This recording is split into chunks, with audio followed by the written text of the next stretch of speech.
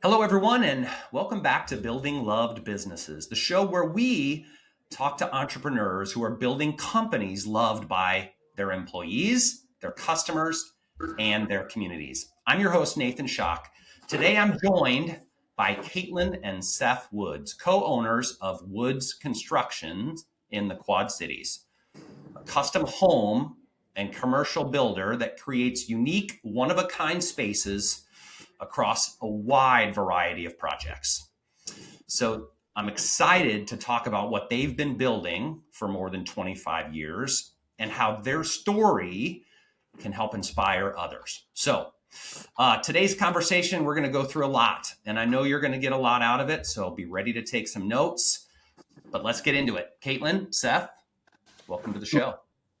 Thanks for having us. Okay, so let's start at the beginning.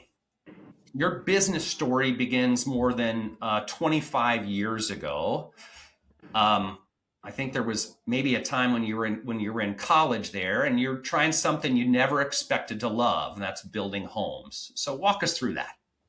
Yeah, so when I attended Western Illinois for a job, I chose to get into construction. So I knocked on Lavadier Construction's door. They did the highways, they did the dormitories, they built they were the only new construction home builders with the only subdivision in Macomb, Illinois. So I got put on the residential side of it.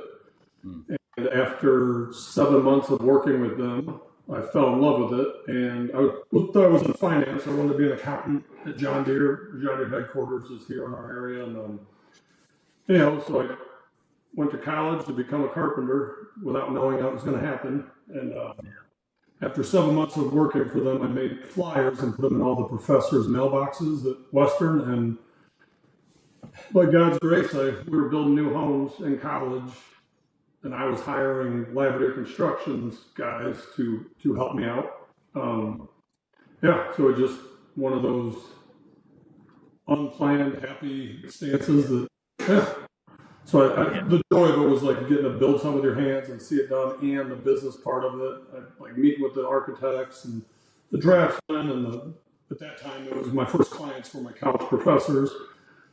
So it was a wonderful experience. It was a very humbling, the school of hard knocks, I guess. With only 7 months experience, we just dove into it. And So then once you started making money and realizing that you loved it, he fast-tracked and graduated a year early, and then really blew up the company and came back to the Quad Cities. Yes. Yep. Yeah. Got it. Were you ever worried they were going to give you a bad grade if something went wrong? Absolutely. Yeah. Okay. So then at what point in all of that, you talked about moving back to the Quad Cities, as you move into this accidentally, right? This accidental, and I got to, just as an aside, I talk to a lot of entrepreneurs who that very thing happens to. Mm-hmm. And my advice to a lot of young people today is, don't go looking for your passion. Like jump in and try some stuff and see what you love. Mm-hmm. But as you're discovering that now, at what point did you both realize, hey, wait a minute, I think we could actually build a career and a business out of this? At what point? What did you feel it? Right out of college, just again, blessed with building my friends' parents' new homes. So we instantly had new construction work, and it was one of my favorite things is the harder you work, the luckier you get. And with word of mouth and just hard work, we were able to build the business instantly right out of college. I think a lot of it came back into his networking and being from the area, growing up here, coming back, and then having those connections really was the foothold that started. And then he was able to get in front of some local heavier present business owners and then acquire their work. And once that ball got rolling, it really helped lay the platform and the groundwork for Woods Construction to develop into what it's been today. Yeah. Okay. So now let's bridge that gap, right? Talk about what is it today? Because it's quite a bit bigger and quite a bit different. So tell us what it looks like today. And today we build neighborhoods, communities. So we buy the raw land, we're the developers, we're the general contractors, we're the realtors, we design the houses. So I guess like now you come to us and instead of having, oh, you're going to meet with Susie from XYZ real estate company and the bank over here, and then we're going to have a designer come in and you're going to maybe start to build a platform of what you're thinking your house needs to look like. We do it all within like an hour meeting, and you're set up, and our turnover rate's been really great because they see that you get both the builder brain and the designer business brain working together. So it works really well, especially with our clients normally being married couples and having that male-female dynamic and hearing different things out of the meeting. So when we all reconvene, I'm like, oh, I heard this. And Seth's like, oh, he wants that. And we can marriage that together to build the perfect house for them. And one of our, it's a blessing and a curse, but we live in our developments until they're full. So we're currently in our development. We're currently looking out at all the projects we have to do today. So what's a great example, before this meeting, we got a phone call for a client that wants to build a new home. And by living here, now that we're going to meet with them at 4:00 this evening, we can walk them through 5 existing homes, show them all the products, instead of going and looking at cabinets at this store and siding here. Yeah. It's, as Kate said, we've, I think it's more intimate. more intimate, and the system we've created is just quick. Like in an hour, we can do what takes other builders a month, I guess, like by shopping around in the design part. So Kate's really done a great job. She worked for Coca-Cola prior to becoming a realtor and learned their systems, Yeah, I have a lot of business experience in the past. So when I decided to jump out of only doing real estate and being in the corporate structure of things, I jumped in and about 6 years ago and it was like, okay, I'm going to be full-time now working in the company. While he's working out in the company, I'm working on the company. So it helps that growth and organization that we've seen in the last 6 years. And my biggest struggle was always, don't love being in the office, and Kate's amazing with all the QuickBooks and all the office and contracts and design work. So it's a perfect business marriage on top of our marriage to work together. It's a blessing for sure. Yeah. Okay. So let's talk about that, about how you divide the work, right? Now that the two of you are together, right? I'm just picturing all of this, right? You're like, okay, you live together, you work together, you live in the work. Like, how do you make all of that work? We had a great, it was chaos for years, and then we decided only talk about business in the office. Yeah. Before we were on vacation, we're in the kitchen, the bedroom, garage, like always work. Because we both love work, like it's our passion. And but then it took over, and that was that's all we talked about. I was like, okay, this. And I'm like, wait, I didn't even know you liked vanilla ice cream on your apple pie. And he's like, what do you mean? I'm like, we don't talk. Like it's only business. We created boundaries of we don't work on Sundays. We don't work past these hours. We only talk about business in the office or at a meeting somewhere. But we had to learn the hard way. Yeah. And it's not all like happy and fun. I mean, working with your spouse has a lot of ups and downs. Like he said, it's a blessing. And there's a lot of, I guess boundaries is a good word that you mentioned. Like there's a lot of boundaries that go into play. And I'm constantly telling him like, hey, remember, stay in your lane. And I stay out of his way when he's running around and yelling at plumbers and electricians and checking on plumb walls and whatnot. I'm like, okay, that's all you. That's great. I can do that. I want to. But don't come in the office and be like, hey, yep, this contract looks good. I'm like, did you even read that? And I'll handle that. And that's how we've organically grown into today. Yeah. Okay. So just give me a broad picture of those lanes. Caitlin, what do you do? Seth, what do you do? And how does that all work together? So, for example, this morning, prior to this, I met with the building inspector at a home we're closing on in a week.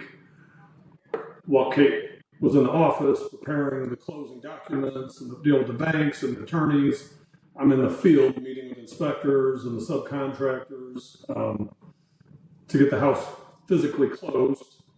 I would say anything that has to do with like office work, design work, definitely like SEO, marketing, branding, pulling in new clients, conversions, and normally the initial client meetings I take care of because there's a lot of emotions and a lot of time that goes into those first couple meetings where he's like thinking about the other 15 houses that we're building at the time. He wants to get out there checking on them.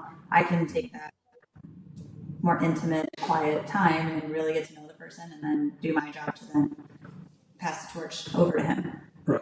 And so like with our new clients also, what it looks like is when we get these phone calls, Kate does the initial meetings to pick the lot out, design the house.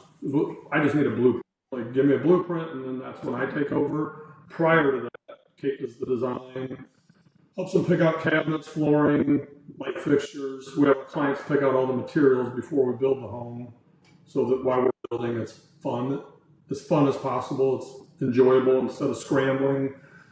So I would say one of like my passions is meeting with the people, and especially when they're like, well, we're thinking we want a 3-bedroom ranch house, and then once you get to know them and you're like, oh, okay, you have dogs, you have grandchildren, or you have a 17-year-old, and what do you like to do for yourself? Like you love doing yoga, and incorporating those things into the home. Yeah. So things that they've never thought of. Like in my current, I have a passion for collecting wine. So I have like a wine wall that's that's designed into my house as part of the decor. And that's like a key feature for me. And there's different people that have different hobbies that we try to incorporate that into the custom build. So it's not just a cookie cutter, run of the mill builder. Yeah, that's a great point. Kate, instead of before we just build houses, I feel like now our clients, Kate helps them build their dream home with putting that love and passion into it. Where I just like the physically building, give me the blueprint, I'll build this house. So her touch on it has even brought the level, our clients' experience level greatly up because, you know, they feel that we do care, that she really brings it to the table, where before I didn't stop to make sure all their needs, and you need a doggy door, you need, you know, just, you know, the little personal touches. Yeah, for sure. I think that the like CLV, like our client relations, have really gone up from that, and the value that they're bringing. Because before I kind of stepped in and started doing that, it was just a revolving door for him. It was like, okay, here's another house, here's another closing. And I'm like, well, if we really cultivate that relationship and take the time and listen and have a direct communication in mind, and then also educate them through the process, they're going to go and tell all their friends and family members and people how amazing it was to work with us. So now their value goes up even more in our business side, and we can then stream all of that. You know, I know exactly what you're talking about, right? Because my wife and I had a custom built home in 2020, and we had a designer work with us, and I can't imagine having done it any other way. It made the process so much easier, so much better, and we were so happy with the outcome, right? Yeah. So, what did the process look like? Was there a learning curve as you guys started working together and figured out who did what and who was good at what and who liked what, or did you just kind of fall into that right away? Oh, big learning curve. Big learning curve. Yeah. I was just always used to doing it my way and just doing things and not having to communicate and slow down. So this made me be way more present, way more. I think at one point I fully kicked him out of the office and like everything. I was like, you're not touching another contract. Give me your checkbook. Give me everything. You get a cell phone and that's it. And I had to like rebuild everything. Yeah, it was hard. It was hard to let go after doing it all on your own for 19 years. Yeah. He had a great system. It just needed to be updated a little bit. Was it? Yeah. I feel like I know some couples who work together, and it's like some you're thinking you probably shouldn't, and then others like, oh yeah, you can see how it works. So how do you guys work at maintaining a strong marriage while running a business together? What does it take to do that? A lot of patience. And communication. Yes. A lot of communication. Kate constantly reminds me, and she's typically right. It just takes me. I've always went to school of hard knocks, so I got to learn the hard way. But Yeah. I don't know if you want firm examples, but just Yeah, I would say communication. It's all about communication. Just we found we've had to go through a lot of the sticks and the mud and all that kind of stuff to really build where we are today, and still have to find it because when you're doing things on a magnum scale and you have like all these different projects going on, it really is important to have that communication, and it's also really important to stay in your lane, as we talked about. So if I have something handled and then he comes in and he starts calling the subs or calling the salesperson that I got it from, now all of a sudden the communication is skewed, and it takes me 10 times longer to go back to be like, no, okay, this is exactly what you're supposed to be doing. This is the timeline. This is what you need. And he's like, well, I didn't know about that. So then all of a sudden we are making multiple phone calls to clean up something that didn't have to be cleaned up. And I feel like that's one of the biggest struggles that we go through. We still go through that today. I mean, the plumber will call and be like, oh, you didn't tell me you wanted a waterfall shower in that home. And I'm like, well, we just added it. And he's like, well, Seth told me not to do it. I'm like, well, I'm telling you to do it. And we have those things regularly. Yeah. Okay. Now, I know in talking to you guys, right, and even through this conversation, that one of your big differentiators is that when you work with a client, they get both of you, right? They get both of the owners. They get one on the design and in the office part, and they get one in the field and construction part. So, how do you make all that work, right? Because it's very hands-on and custom, but you're also like in the midst of a very big project. So how do you do custom and scale at the same time? So I feel like a lot of that work is done prior, like in those initial meetings that I'm meeting with the people and going through. I mentioned most of our clients are married and come in with their different views, and it is good that they get both of us because we're not just building a home, like we're literally a part of their life story, which is what I love about it. It's like you're trusting us to spend $1 million to build your beautiful home that you're going to be in. Some of them are like, oh, we're dying in this home, and it takes a little bit more time to figure out what they really want, what they like, and then pulling in the custom side of it. We like to do a lot of that prior, but once it's constructed, I feel like once it's maybe in the framing stage, I'll kind of walk through it with them and see if there's anything that I'm like, hey, why don't we change this wall or add a feature here? What do you think about that? And Seth will say the same thing, like this doesn't work, or I don't like this closet here. Let's move it over here because now Tim fell and now Tim's in a wheelchair. We didn't think that that was going to be a thing. So just different components, the customization of it. Yeah, as I said earlier, like Kate will do the initial meetings. Step one, pick out the lot. So our current subdivision had 116 developed lots all at once, 100 acres. We're down to 23 lots, but Kate now is like, here's your lots, here's the prices, because it constantly is changing. And so she does that meeting, and then, like I said, she does the blueprint, the design work. And then once we have a blueprint and everything picked out, that's where we're not stepping on each other's toes and saying, trying to remember who met with who and who said what. So once the print's ready, that's where I take over in the build. And then when the home's done and inspected, Kate handles the closing. And she helps, obviously, during the way. She makes all the payouts to the subs and our weekly meetings with the clients. So we just try to like really, you do this, I do this, instead of trying to step on each other's toes. Yeah, to avoid any of that complicating. I guess just to go back to like your custom all happens prior to the home even being done. Right. So Yeah. Okay, so one of the big challenges in construction today is fluctuating costs, right? Mhm. Input costs, inflation, right? All of these variables, and when we were talking before, you said, yeah, we've kind of figured out how to navigate that through some things that happened back in the midst of COVID, right? So talk through that experience and what you learned and how that informed what you do today.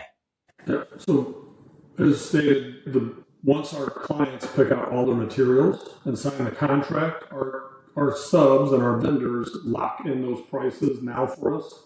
Yep. Some require money down. During COVID, we didn't have them. We did not agree on locking in the prices. So as their materials went up, and now our contracts have an escalation clause. So you can explain that, Kate. Like, Yeah, so it's an inflation clause. So when 2020 hit, like as when you were building your custom home, I don't Yeah. know if that worked, if you got a locked in price or if it was like, oh wow, lumber just spiked and now we owe $50,000 more on our lumber package. We didn't have anything in writing, and it wasn't fair at that point for us to go back and say, hey, Mr. and Mrs. Smith, that we're building a home for, your lumber package just went up and you have everything ready to go, money down on this, but now you owe us another $100,000 on top of that. So we went back and monetized like a totally different. I went back and monetized a whole new contract and how this was going to work and the allowances and showing people up front like what exactly they were getting. And then at that point they knew, okay, if I go over on my flooring budget or my light fixture allowance or anything else, it's coming out of my pocket. There's nothing weird. And then House up just referred to like the inflation clause. I have it written in the contracts now that if things go up, so lumber goes up or all of a sudden concrete decides to triple in price, I prove it to the client, showing them like, hey, this is what the bid was for. This is what happened. Normally they're in the know, and when you're building a home, you're a little bit more keen on where products are coming from and what the material costs are. And at that point, I'll be like, you owe us the difference, right? I'm not eating it anymore. We learned the hard way. We lost a lot of money during 2020, but at the same point, we're really lucky because we had so much more work coming in to kind of offset that cost. Yeah. But that was a big thing. And I don't know if it's a good segue or not, but that's one of the ways that I think we've had success through the transition of COVID and prior in like 2008 was that we don't leverage, we don't finance, we self-finance everything. So we're not sitting there being attached to the interest rates and the banks and everything else, which then we're blessed to be able to allow our clients to utilize that. So we can self-finance the home while we're building it, so they don't have to be strapped down with the insurance or not the insurance, the interest rates and stuff like that of going through a bank, and then they can get a mortgage at the end, which normally helps them on multiple platforms. so we bypass the construction loan of them having to go to the bank. Yeah. We finance the home during the build, so they just get their mortgage at the end. Mm-hmm. Got it. Yeah. Back to our experience. Sometimes it's better to be lucky than good. Our builder said we were about 2 weeks ahead at every step, right? And it just. So you built the perfect time if you just missed the sheet of plywood from $13 to $60. It's like, oh. Yeah. Yeah. Okay. So now, I even just heard you say, Seth, that you are the bank, right? So you talked about the designer, the constructor, the realtor, the developer, how does that either make maintaining a great customer experience either easier or harder of being all those things? How do you take care of the customer when you're doing all of that?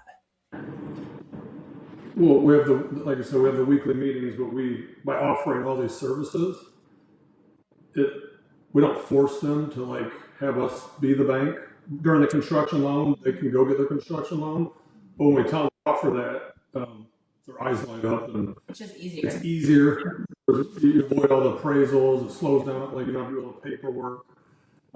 So by us, the more we offer, the more it streamlines the experience for our clients, and just a better experience all around for them to enjoy the process instead of just constantly being stressed. Yeah, and it goes back to what we mentioned in the beginning of the podcast with you're coming to us for like a one-stop shop. So you don't have to worry about, oh, I got to call the banker and then I have to call the designer and then the designer has to go to the builder and then the builder is like, oh, I never got that call. And then the banker's like, I never got my checks. And all of a sudden the build stops because nobody got paid. It's all relevant. So you text one big text and here we go. Now Kate and Seth are on it. We know what's going on. We know what steps are coming next. We know what the financing looks like. We're not worried moving forward. And again, the negative part of that is, for example, like during COVID, when we had 17 homes going at once and we were financing them, we were. That was scary. It's like, what if we didn't know what rates we're going to do? Nobody knew anything. People lost their jobs. People losing jobs. The whole thing went. Luckily, it went the opposite way as what I was expecting, and it was a great time to build as far as volume. So, but it puts stress on us instead of the clients. Yeah. So. Yep. And we just the second phase, I think, of our like our current development that we're working on. So we were kind of hemorrhaging money at that point. We were like, all right, like when's it starting to come back in? What's going on? Let's get this closed. And motivation for us to do even better work to get the houses closed and then hopefully get residual clients from those people. Yeah. Okay. So you got 23 homes left in 117 lot subdivision, right? Yeah. And you're living in it, right? So were you home number one, or how does that work? We were the second home in here. Yeah. Yep. Second home. Okay. There was one other customer that moved in before us. Mm-hmm. We from living in a cornfield, right? Like this huge open cornfield, and having our dogs like run around and have to run in the middle and do whatever to their platform of where their yard is keeps shrinking and shrinking and shrinking, and they're very confused. But at the same time, it's good because you're watching this culture and this neighborhood develop and these people moving in. And now you're watching for kids in the street, and like it's a totally different feel. But it's awesome. It's like a blessing to just watch it. Yeah. Grow and in front, right in front of your eyes. Yeah, I was going to ask: does it feel that way, or do you look at it and go, "Oh my gosh, every morning there's a reminder of what's left to do"? Both. Yeah, there's obviously when the glass is half full, half empty attitude, but that's what I was kind of going to say, like the gratitude of what I would say for everyone starting up and going through things is it takes the negative, it takes the bad experiences, but you've got to be thankful for them because that makes you appreciate the good times even better. And that rite of passage, like you have to go through that. Like look at all the schooling and residency a doctor has to do before a surgeon can operate. There's that rite of passage that put in all that hard work, and then it makes all the goosebump feeling. Are you talking about like all of the tons of dirt that you had to move and muck? Like for example, our current subdivision. Yeah. We moved 250. As Kate said, it was a flat cornfield when we bought it. When we bought the 100 acres, we created walkout and garden level lots. We moved 250,000 cubic yards of dirt. That's 25,000. That's a lot of dump trucks. A lot of dump. It's a whole year. The big haul trucks like you see on in coal mines and stuff. We had 3 of them up here running in circles, digging dirt, moving it. So it was exciting. Well, you're saying it's like we go through the hard times, the bad times, and again, hemorrhaging money, hoping it's going to work. Oh my gosh. Hope people buy lots. Yeah, hope people buy lots. Now you're sitting back and you're like, okay, you see somebody walking their dog and like a mom teaching your kid how to like, okay, we made it. We're good. We're on the good side. This is what. It's a. So as you're nearing the end of this subdivision, what's next, right? Like what's next for Woods Construction? Yeah, we're looking last night at more properties to purchase, and we'll continue to. Again, back to we just like to do one at a time versus being all over the place. Yeah. So, we'll keep doing what we're doing. Stay in construction. Yeah, absolutely. pivot maybe a little bit into going more into commercial side too. Seth has done a lot of commercial work and is really good at it. So pulling in some commercial and not just doing only residential. I feel like this last 6 years we've had to focus so much on this development that part of his commercial expertise hasn't been used as much. So it'd be cool to get back into that a little bit. And then maybe do some multi-housing, like bigger buildings go up and Commercial side. diversify a little more. So. Sure. And so will you be home number 2 in that next division? Yes. Yeah. Absolutely. Yeah. Got it. Cool too. Like that was one of the key points that I had mentioned to him the other day was with all of our traveling, because we do leave the subdivisions, otherwise we're living and working and always here. So people are like, you're gone on the weekends, you're gone random times throughout the year. That's how we reset and our inspiration, and we pull that back into the homes. So you'll see like different things from the East Coast or the West Coast and the mountains down to Florida pulled into the designs of what we're doing. And we'll watch what's happening in Park City and now be like, oh, I love that. They're pulling different metals in the outside of the buildings and outside of the homes. Let's bring a little bit of that back into Iowa and see if we can incorporate it into the designs, and it works out really well because people haven't seen it before. So. Yeah. So have you ever thought that maybe you need a production crew to follow you around? We've been asked many times, like Chip and Joanna game style. Give everybody a lot of laughs. Yeah. No, we don't. I don't think we'd be opposed to that, but we'd have to do some edits for sure. Yeah. I think most people do, but yeah. Well, this has really been a fun conversation. I want to wrap with just maybe a couple of questions here. One is, we've been talking a lot about custom build, and so if you were to give a piece of advice to someone, right? Like what's just that back pocket piece of advice you'd say to someone considering custom building a home? Just one thing. As a builder or as a client? Like as a purchaser? Yeah. As a client. As a client? Yeah. To just have everything picked out, like build what you want for like number one, build what you want. We meet with people, I don't know if I'm a 2-story or ranch or what's more affordable. Always just build what you want. There's always a buyer. Like if you want to put a basketball court in your great room, just build what you want because you're going to love it. And have everything, again, all the design done before you start the process. You can tweak it as you go, but trying to pick things out through the build takes all the fun and all the excitement and puts too much stress on the project. Just take that month, take those 4 weeks, go meet with everybody, pick everything out, and then enjoy the process. Don't be stressed about it. There's going to be man-made, there's going to be setbacks. Just enjoy it all. So. Yeah. And I would say on a flip side of that, to figure out your budget, try to stay within that budget as much as you can. It gets exciting, but ask a lot of questions. Interview your builders, interview the people that are going to be on your team because you're hiring them to work for you. So if they're not giving you their advice, their time, their expertise, then it's not the right person. If they're just thinking that you're another turn and burn, then I wouldn't want to build a house with them. So I think that's a big component, is to have like, hey, these are all my questions. This is what I am expecting out of it. This is how much money I have to spend. Can I get it? And not get sticker shock at the end, because at the end you want to be able to move into your home and decorate your home and take your family on vacation and go out to dinner for your kid's birthday and not be like, oh my gosh, we added this feature and now we can't afford that. Yeah. So. I always, just an example of exactly what Kate's talking about, we work backwards. So one, we don't force clients to build with us. They can buy a lot. They don't have to use us as a builder. Mm-hmm.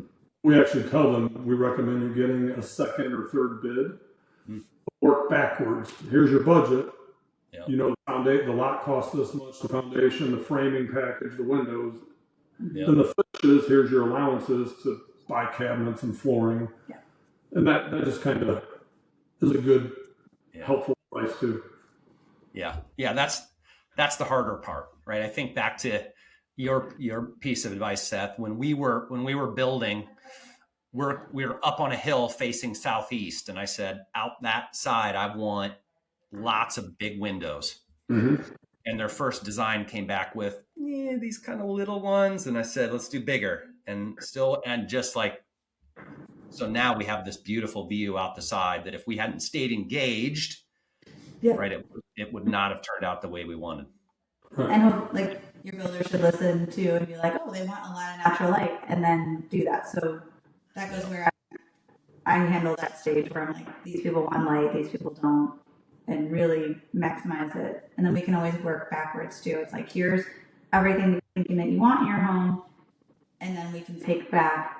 Maybe you don't need the custom railing right now, or maybe you don't need all the ceramic tile showers right now. We can come back and do that later. Let's save you the $20,000 and put it into something that's more a part of the constructive side of the home that you don't want to do later. That's going to cost you 10 times more.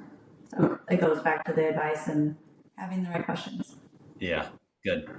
Well, this has been a super fun conversation. Where I know people are going to want to connect with you. What's the best place for them to find you or learn more about Woods Construction?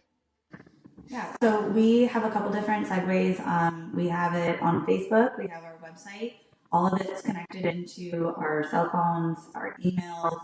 Everything's present. There's an Instagram page for Woods Construction. They can call me directly. Everything goes directly to myself or Seth. And if you don't get a hold of us, keep calling. But normally, if you call me, I get back to you quickly. Yes. Yeah. Great. And we'll include all those links in the show notes too. So, Caitlin and Seth, thanks so much for sharing your story. It was fascinating to hear about not just working together, but living in the work. So I think this has really been a great story for people to connect with how to run a business and a life together. And it's really been fascinating to hear about the history, the trajectory, and the passion that you have for Woods Construction. Thanks for having us. Yeah, thank you. And for all of you listeners, thanks for tuning in to another episode of Building Loved Businesses. If you enjoyed this episode as much as I do, be sure to follow us on your favorite podcast streaming channel. Share it with someone else who's building something that they love, and come back next time for another episode of Building Loved Businesses. I'm your host, Nathan Schock.